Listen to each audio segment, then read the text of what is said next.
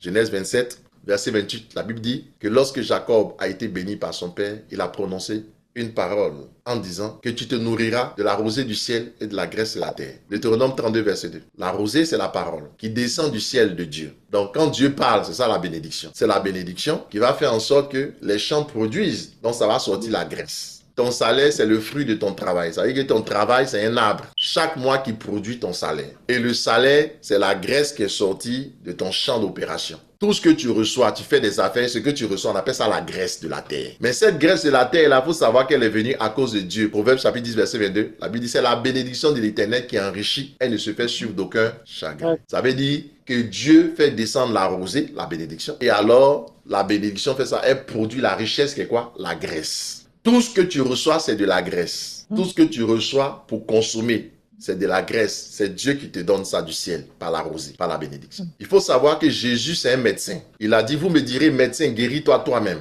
Une personne bien portante n'a pas besoin de médecin. C'est un malade. Je ne suis pas venu appeler les personnes bien portantes, les personnes saines, les justes, mais je suis venu appeler les pécheurs. C'est un médecin. Or, tout médecin sait la quantité de graisse que tu peux consommer et la quantité de graisse que tu ne dois pas dépasser dans ta consommation. Le médecin va te dire qu'il y a trop de gras dans ton sang et tu es en danger. Parce que la graisse, ça tue. Le sel que tu manges là, ça peut te tuer. Le sucre que tu consommes là, ça peut te tuer. Tout ce que tu manges, ça peut te tuer. Ça dépend de la quantité que tu avales. Tu peux avoir la goutte, par exemple, tu manges la viande, trop de viande. Le sel, tu peux avoir hypertension, tu vas mourir AVC. Pourtant, c'est Dieu qui donne la nourriture. Hein? Mais il faut savoir manger modérément. Mais qui va te montrer ce qui est modéré, c'est le médecin. C'est Jésus qui est le médecin. Il dit, tout ce que tu reçois là, c'est la graisse. Donc, il t'a dit, il y a une quantité que tu peux autoriser parce qu'il faut quand même un peu de graisse dans ton sang, mais pas beaucoup.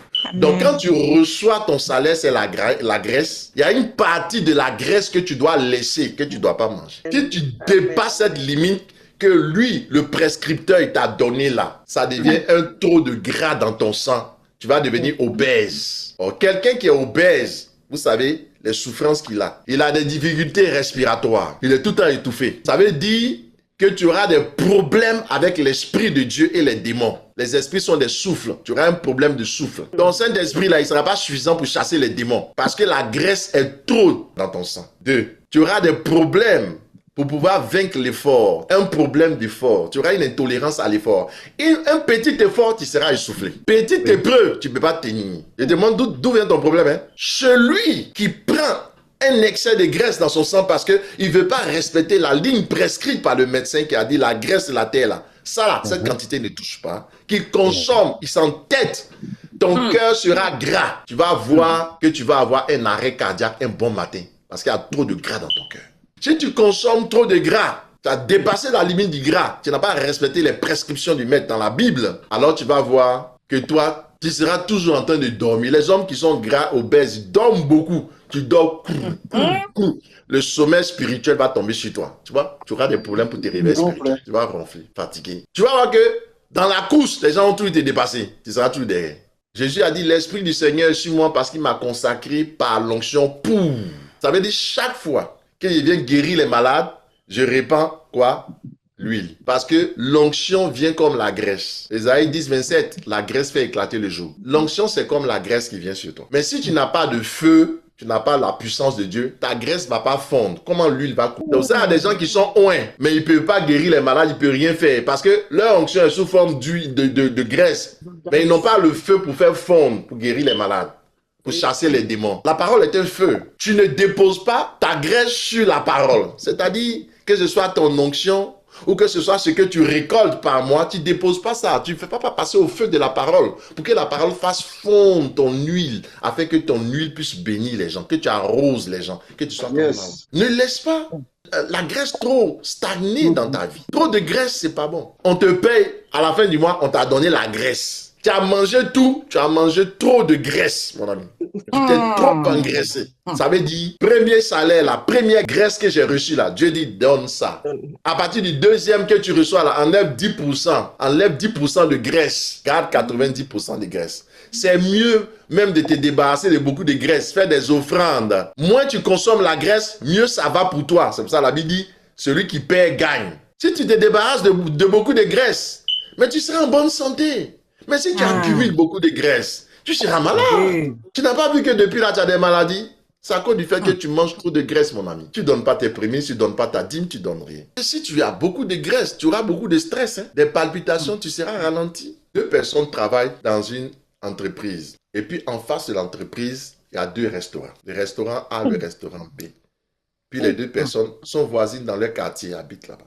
Chacune dans sa maison. Parmi les deux personnes là, il y a l'individu, on va dire monsieur X et monsieur Y. Monsieur X, comme il travaille là, il va manger de temps en temps dans les deux restaurants qui sont là. Restaurant A, restaurant B. Quand il mange, il paye. Mais il n'est pas abonné là. Mais monsieur Y, lui, il a un abonnement. Parce que lui, il s'est dit, chaque fois, je n'ai pas de liquidité. Au lieu de manger, payer chaque fois que je mange, autant manger et puis à la fin du mois, je viens payer. Donc, il a une alliance, il a un contrat avec le restaurant A, par exemple. Et donc, lui, il vient là, chaque matin, comme il travaille très tôt et puis il descend très tard. Le matin, il vient, il prend son café. À midi, il prend son déjeuner. Et le soir, avant de partir, comme il descend tard vers 20h, il mange un poulet et puis il part à la maison. Donc, à la maison, puisque lui mange là, en général, jusqu'à la fin du mois, et puis il paye à la fin du mois, quand on lui envoie sa facture à la fin du mois, il paye. Donc, il n'a pas besoin de faire encore un grand marché à la maison. À la maison, de façon circonstancielle, il paye quelque chose, un coca, il boit à la maison. Mais l'autre, par contre, il fait l'inverse. Lui, c'est de façon circonstancielle. Quand il mange au restaurant A ou B, il paye. Mais quand il va à la maison, il a donné l'argent à sa femme, elle fait le marché. Et chaque mois, il donne l'argent à sa femme, elle fait le marché, puis il mange là-bas. Ces deux restaurants-là, devant, il y a des policiers qui sont là, qui gardent pour empêcher les voleurs, les gens qui vont agresser les gens qui vont payer, qui vont manger, qui ne vont pas payer pour les mettre en prison. Maintenant, imagine, toi, tu es l'un de ces individus-là. Tu vas au restaurant pour aller manger. Tu n'as pas de contrat avec eux. Il y a l'autre qui va manger, il a un contrat. Lui, il a un contrat, il peut manger et puis il sort, il ne paye pas. C'est à la fin du mois, il fait le point. Quand on lui dit, il paye. Mais toi, tu n'as pas de contrat. Donc, quand tu vas venir, tu manges, tu dois payer, non? Les groupes de prière, les communautés, les églises sont des restaurants. Parce que là-bas, tu viens, on te sert la parole de Dieu qui est la nourriture de ton âme. Donc, tu as deux possibilités. Soit tu te dis, je viens et je mange. Dès que j'ai mangé de façon circonstancielle, je paye et je pars. Soit tu te dis, je fais un contrat et puis, à la fin du mois, je paye. Mais est-ce que c'est normal que tu vas dans un restaurant, tu manges, tu payes pas et puis tu sors? C'est normal? Qu'est-ce que tu penses que les policiers qui sont devant là vont faire? Arrêtez. Tu vas dans le restaurant, tu as mangé, le monsieur te dit, vous avez fini? Tu dis oui. Et puis il dit, bon, je peux avoir la facture? Il envoie la facture. Tu fais semblant de lire. Au moment où ils sont s'occuper d'un autre gars, toi tu sors doucement et puis tu fuis. C'est pour cela que Dieu dit ne viens pas dans la maison de Dieu les mains vides. Parce que c'est un restaurant où tu viens manger la parole de Dieu. Si tu as une alliance avec un homme de Dieu, il n'y a pas de problème. Tu viens, il t'enseigne toujours. À la fin du mois, tu envoies tes prémices ou tu envoies ta dîme parce que tu as une alliance. Mais si tu n'as pas d'alliance avec lui, que tu viens manger dans son restaurant, qu'est-ce que tu vas faire? Vas-tu payer ou pas? Mais pourquoi? Quand vous venez dans la maison de Dieu, vous venez dans la maison de Dieu les mains vides, vous ne payez rien et puis vous partez. Est-ce que c'est normal? Tu fais une consultation chez un médecin et puis tu lui dis, bon, je vais payer après. Tu viens pas, je vais payer après. Tu viens pas. Non, tu dois aller à une consultation, tu payes. Si tu fais ça, les anges qui sont devant, les policiers qui sont devant la porte vont t'attraper. Ça, on appelle les dévoreurs. Parce que tu n'as aucune alliance avec un homme de Dieu, mais tu ne fais que manger chaque fois dans son restaurant sans payer. Tu vois comment tu es endetté? C'est ça qui t'appauvrit. En fait, tu ne sais pas. Donc, je vais te donner le conseil. Sans vraiment te bousculer, mais je te donne ce conseil. Désormais, quand tu rentres dans un restaurant, il faut payer. C'est pour ça que la Bible dit que celui à qui on enseigne la parole fasse part de ses biens à celui qui l'enseigne. C'est ce qu'on appelle faire part, non? Quand quelqu'un meurt, puis on fait une nécrologie, on voit la carte, ça on appelle le faire part. La carte d'invitation pour annoncer d'information d'abord, et puis on t'invite à venir au jour des obsèques pour dire, annoncer le départ, le début, etc. du programme des obsèques. Et puis on met la photo du gars qui est décédé dessus, ou la femme qui est décédée dessus. Et puis on te présente toute sa famille. Le faire part, on te donne l'information, on t'informe sur celui qu'on a perdu. Deuxième chose, on te partage la douleur, pour que tu partages la douleur avec eux. Donc, quand tu vas voir dans la liste celui qui est mort, et puis on voit celui qui reste. Donc on sait ce qui reste. C'est exactement la même chose. Quand on dit faire part de tes biens, veut dire, quand tu vois un homme de Dieu, ça veut dire tu l'informes. En donnant, tu lui fais part de tes biens. Ça veut dire en clair que voici ce que je donne, mais voici ce qui reste. La séparation, c'est la mort. Ce qui a quitté mes finances, c'est comme c'est mort. C'est ça la mort, c'est la séparation. Je me sépare, donc c'est mort. Voici la partie qui est morte. Mais voici les autres, voici le reste qui est là. En donnant mes prémices, je sais exactement ce que j'ai donné. L'homme de Dieu sait exactement ce que tu as donné et il sait ce qui te reste. Et c'est tout. Il ne te reste plus rien. Quand tu donnes ta dîme, il sait exactement ce que tu as donné et il sait ce qui te reste. C'est ça, tu lui fais part de. Première chose. Deuxième chose, tu lui partages ta douleur en donnant la peine que tu as, les problèmes que tu as, tu lui partages ça en faisant les offrandes. C'est ça le faire part de tes biens. Et si tu refuses de donner, tu gardes tes problèmes. Quelqu'un mange chez toi, tu n'informes personne. Maintenant, si tu as soulevé le cercueil seul, tu as fait tes funérailles seul, tu as pleuré seul.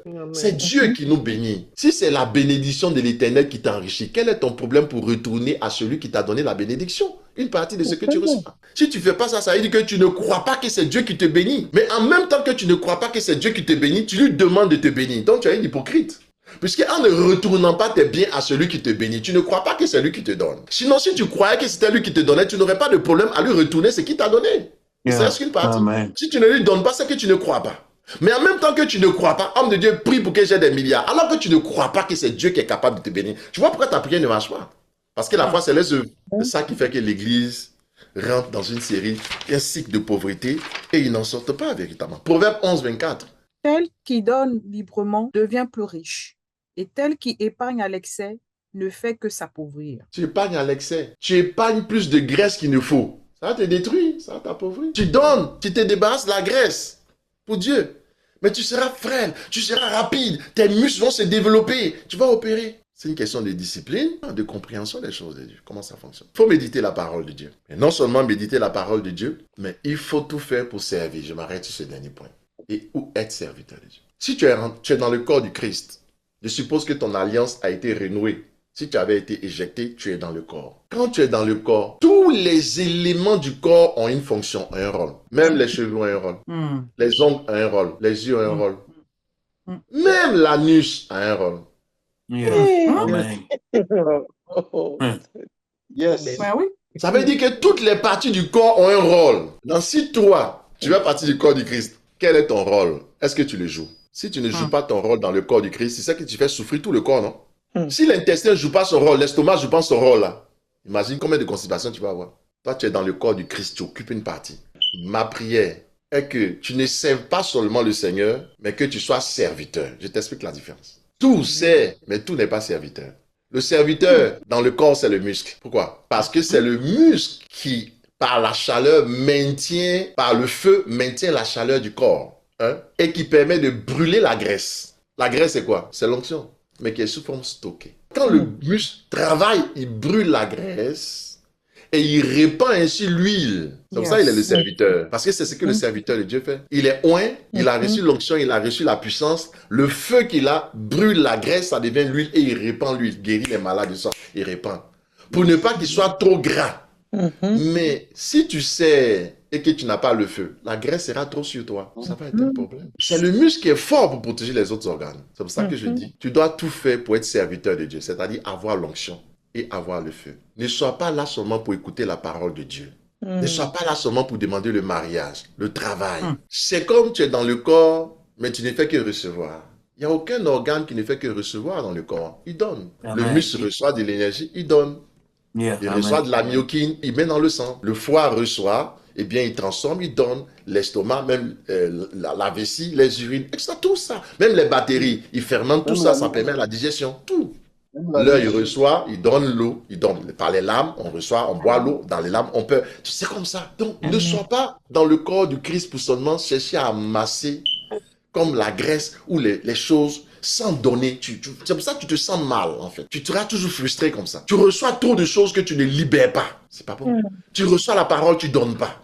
Tu reçois la graisse, tu donnes pas. C'est pas bon, ça. Tu seras frustré, tu vas pas accomplir ta destinée. J'espère et je prie vraiment que cette parole, vous la compreniez dans sa profondeur et que vous l'appliquiez vraiment dans votre vie. Vous allez voir. Il y a les choses pour lesquelles, quand on commence à devenir, on devient serviteur de Dieu, pour lesquelles on ne prie plus. Ça te suit. Tu ne pries pas pour ça. Ça devient automatique. C'est tellement simple.